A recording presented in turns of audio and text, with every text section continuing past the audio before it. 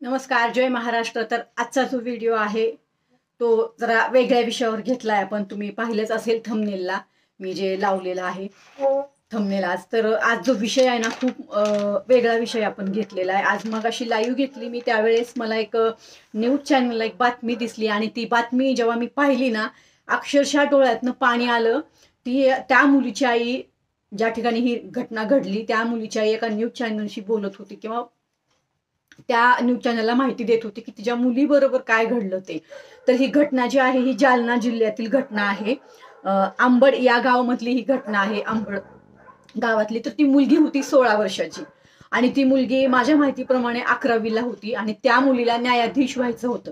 बरोबर, न्यायाधीश व्हायचं होतं. ती शिक्षण घेत होती आणि शिक्षण घेत असताना त्या मुलीची ओळख एका मुलाबरोबर झाली आणि मैत्री झाली त्याच्यामध्ये. म्हणजे ओळख झाली आणि ओळखीचं रूपांतर हे मैत्रीमध्ये झालं.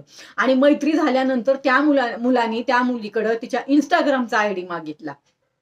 त्या मुलीने आता जाऊ दे आपला मित्रच आहे म्हणून तिने सहज तो इंस्टाग्रामचा आयडी दिला त्या मुलाला.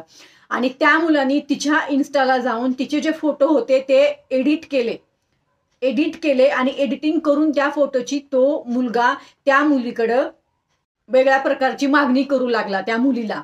आणि तू जर असं नाही केलं तर मी ते तुझे फोटो व्हायरल करल अशी धमकी द्यायला लागला तो मुलगा. त्यानंतर त्या मुलीने घरी सांगितलं किंवा तिच्या घरी कळलं. घरी कळल्यानंतर या मुलीची आई आणि हिचे कोणी नातेवाईक असतील ती त्या मुलाच्या घरी गेले, त्याच्या आई वडिलांना भेटले, हे सगळं सांगितलं तिथं की असं असं आहे, तुम्ही तुमच्या मुलाला समजावा, जे झालं ते झालं, इथून पुढे असं काही व्हायला नको, माझी मुलगी असं नाही तशी नाही, असं ती आई सांगत होती त्या मुलाच्या आई वडिलांना. तर त्या मुलाच्या आई वडिलांनी त्या मुलीच्या आईला असं सांगितलं की तुमची मुलगी मनोरुग्ण आहे, तिला हॉस्पिटलमध्ये घेऊन जावा, म्हणून डॉक्टरला दाखवा असं सांगितलं. नंतर असं घडलं की जेव्हा ती मुलगी त्या ठिकाणामध्ये म्हणजे कॉलेजला जात असेल किंवा कुठं बाहेर जात असेल काही पण, त्यावेळेस त्या मुलीला लहान लहान मुलं पण त्या मुलाच्या नावाने चिडवायला लागली आणि त्या मुलाला मदत करणारे कोणीतरी त्याचे 2 का 3 मित्र काहीतरी आहेत, ते मित्र पण असं ह्या मुलीला चिडवायला लागले किंवा त्याला मदत करत होते. असं करत असताना त्या मुलीच्या भावाला ही घटना समजली. तेव्हा त्या मुलीच्या भावाने त्या मुलाला मारलं. हे झाल्यानंतर त्या मुलाला अटक पण झाली, पोलीस कंप्लेंट झाली, त्या मुलाला अटक झाली. 354 कलम त्या मुलावर लागलं.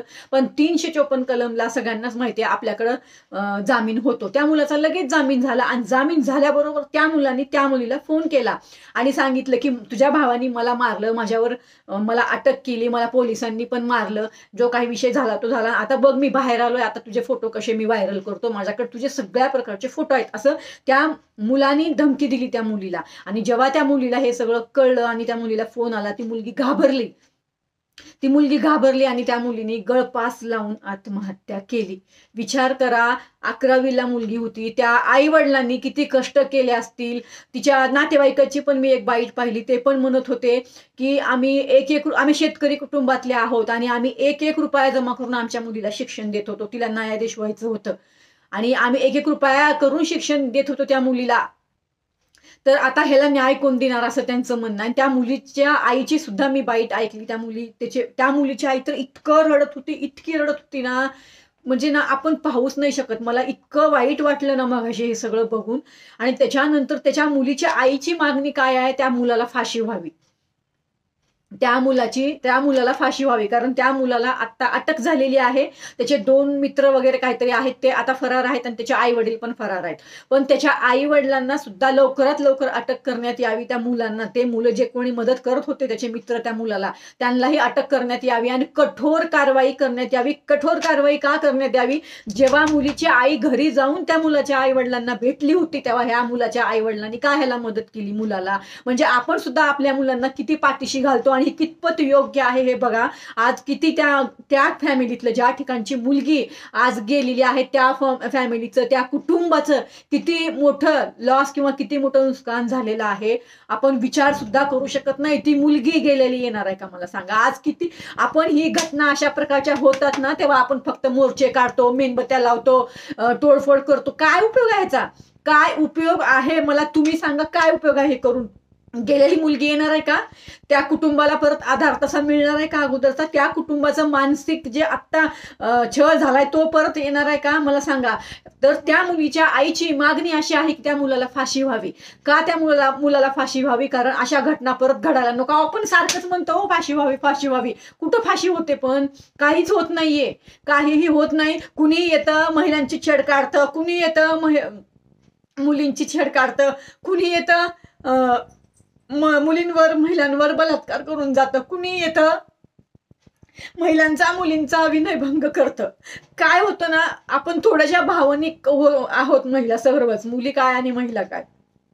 आपल्याला वाटतं की समोरची व्यक्ती आपल्यासारखीच आहे, पण ही म्हणजे सगळेच लोक सारखे असतात असं नाही. तर सगळेच लोक सारखे आहेत असं अजिबात नाही. सगळे लोक आपल्यासारखे नसतात. त्यामुळं सर्व मुलींना माझी एकच विनंती आहे, बाई ग, इंस्टाग्रामवरून किंवा कुठल्याही सोशल मीडियावरून अजिबात मैत्री करू नका, कोणाशी सुद्धा मैत्री करू नका. आपलं भविष्य घडवण्याचा प्रयत्न करा, आपले गोल फिक्स करा, आपल्याला आयुष्यामध्ये काय करायचंय ते करा, त्याच्यावर फोकस त्याच्यावर असू द्या.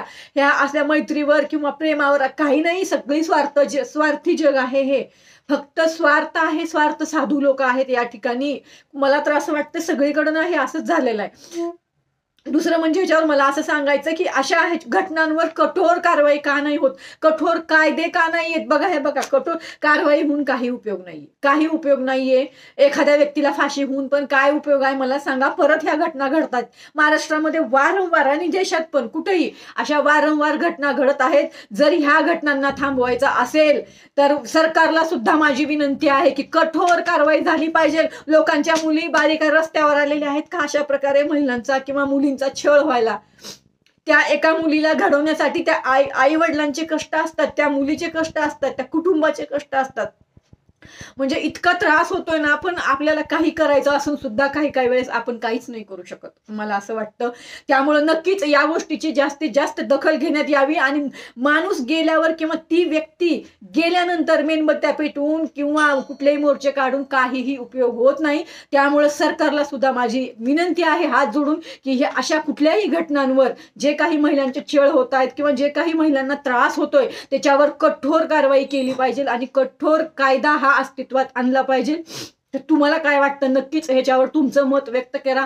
त्या मुलाला फाशी झाली पाहिजे का? त्या मुलाला कुठली शिक्षा झाली पाहिजे? कारण जर मी अजून बऱ्याच लोकांच्या बाईट पाहिल्या त्या न्यूज चॅनलवरती, त्या गावातल्या, त्या लोकांचं असं म्हणणं आहे जर सरकार यांना कठोर पोलीस प्रशासन जर यांच्यावर किंवा कायदा यांच्यावर कठोर कारवाई करणार नसेल तर त्या मुलाला आमच्या हवाली करा, आम्ही करू जे काही करायचंय त्या मुलाचं. तर नक्कीच तुमचं मत ह्याच्यावर व्यक्त करा. तुम्हाला काय वाटतं आणि आहेत का आपल्या महिला आणि मुली सध्या महाराष्ट्रामध्ये सुरक्षित? हेही तुम्हीच कमेंटमध्ये व्यक्त करा. नक्की आपल्या भावना व्यक्त करा. कारण जोपर्यंत व्यक्त होणार नाही आपण काहीच होणार नाही. आपल्याला असं वाटतं की जाऊ दे मरू दे, आपली कुठं मुलगी आहे, पण असं नाही. कुठली घटना कोणाबरोबर कुठं घडेल हे आपण सांगू शकत नाही. तर नक्कीच तुमचं मत व्यक्त करा. धन्यवाद. जय हिंद, जय महाराष्ट्र.